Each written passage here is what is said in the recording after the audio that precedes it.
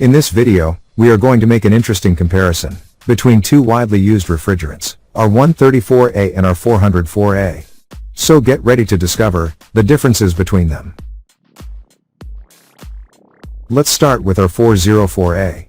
This refrigerant is internally composed of a mixture of gases, while r134a is a pure gas composed of a single component. This difference in composition is important, and has implications for its recharge in refrigeration systems. R404a must always be recharged in liquid phase, due to its gas mixture, while r134a can be recharged in both liquid and gaseous phase without any problem. In addition, it is interesting to know the internal composition of r404a. This refrigerant contains approximately 4% r134a, 44% r125, and 52% r32. Both refrigerants work with PO-type oil. Although both refrigerants offer an acceptable efficiency, r404a is much more efficient than r134a in freezing applications. On the other hand, r134a outperforms r404a in medium and high temperature applications. It is important to consider these aspects when choosing the right refrigerant for each case. Another point to note is that r134a is commonly used in air conditioning applications, while r404a has no use in this specific field. And here comes a great advantage of both refrigerants. Neither r134a nor r404a are flammable or toxic. In addition, neither of them damages the ozone layer, which is essential to protect our environment. However, not everything is perfect. R404a has a high global warming potential, GWP, of 3,922, which means it has a greater impact on global warming. On the other hand, r134a has a GWP of 1,430, which makes it a more favorable option from an environmental point of view. Observe this interesting difference on the screen. We can clearly see how the capillary size varies between r134a and r404a. This factor is important to consider when selecting the right system for a specific application. It is also relevant to mention that the working pressures of r134a are higher compared to r404a. Due to these pressure differences, they cannot be considered as direct replacements for each other, although both are used in refrigeration and freezing applications. Now, let's go into detail about the specific pressures of each of these refrigerants and their impact on refrigeration systems. The most used r404a refrigerant gas pressures are 1. To reach a temperature of -20 degrees Celsius in the evaporator, equivalent to -4 degrees Fahrenheit, a low gauge pressure of 2.1 bar is needed, equivalent to 29.55 psi-G. 2. To achieve a temperature of -15 degrees Celsius in the evaporator, equivalent to 5 degrees Fahrenheit, a low gauge pressure of 2.62 bars equivalent to 38.51 psi-G is needed.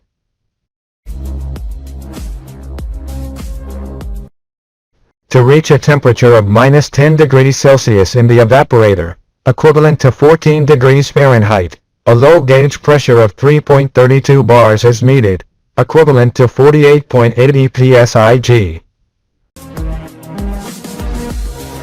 4. To reach a temperature of -5 degrees Celsius in the evaporator, equivalent to 23 degrees Fahrenheit, a low gauge pressure of 4.11 bar is needed, equivalent to 60.42 psi-G.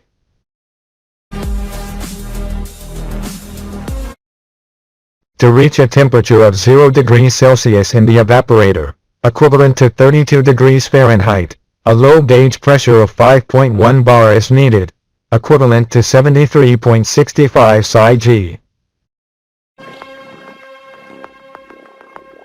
6. To reach a temperature of 5 degrees C in the evaporator, equivalent to 41 degree F, a low gauge pressure of 6.3 bars is needed, equivalent to 88.64 psi-G.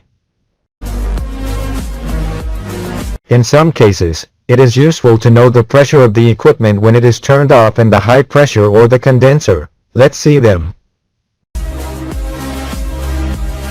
1. For an outdoor environment temperature of 25 degrees Celsius, about 77 degrees Fahrenheit, the equipment turned off, with this temperature, has a gauge pressure, both high and low, according to the table of 11.40 bar, equivalent to 167.58 psg. 2. For an outdoor environment temperature of 25 degrees Celsius, such as the condenser temperature, it is usually about 10 degrees Celsius, above the environment where the equipment is located. Thus in the table, for 35 degrees Celsius, about 95 degrees Fahrenheit.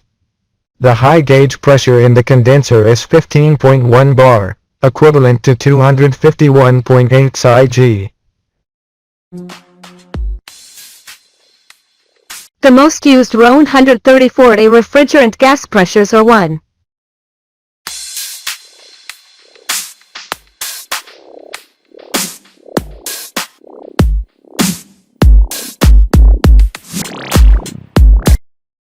To reach a temperature of minus 15 degrees Celsius in the evaporator, equivalent to 5 degrees Fahrenheit.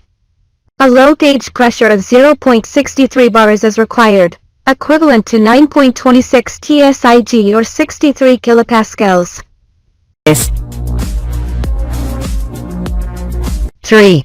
To reach a temperature of minus 10 degrees C in the evaporator, equivalent to 14 degree F, a low gauge pressure of 1 bar, equivalent to 1470 psig or 100 kPa is needed.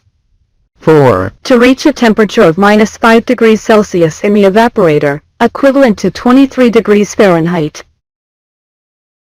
A low gauge pressure of 1.42 bars is required, equivalent to 20.87 psig or 142 kilopascals. 5.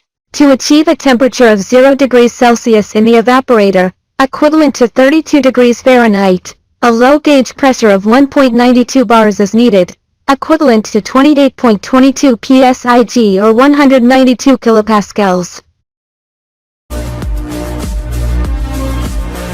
6.